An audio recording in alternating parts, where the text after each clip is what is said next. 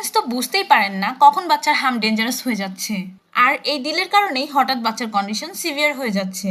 আজকে আমরা বলবো কোন লক্ষণগুলো দেখলে বাচ্চাকে দ্রুত চিকিৎসার আওতায় নিতে হবে।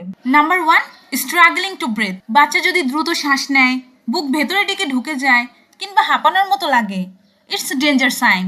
Number 2, refusing food or fluid. বারবার খেতে না চাইলে বডি দুর্বল হয়ে যেতে পারে। Number 3, excessive drowsiness. বাচ্চা আনইউজুয়াল কোয়াইট, ঘুম ঘুম, ডাকার পরও ঠিকমতো রেসপন্স না নিলে সতর্ক হন। Number 4, seizure. It's emergency sign. খিঁচুনি হলে বাচ্চাকে দ্রুত হাসপাতালে নিতে হবে। Number 5, dehydration.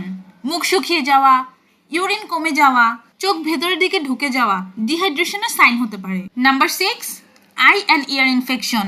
চোখ দিয়ে পুজ, কান ব্যথা বা কান দিয়ে পানি পড়া কমপ্লিকেশনের সাইন হতে পারে। Number 7, fever returning again. জ্বর কমে আবার বেড়ে গেলে সেকেন্ডারি ইনফেকশন হতে পারে। হামের ক্ষেত্রে প্যানিক না করে ডেঞ্জার সাইনগুলো চিনে রাখা খুব গুরুত্বপূর্ণ।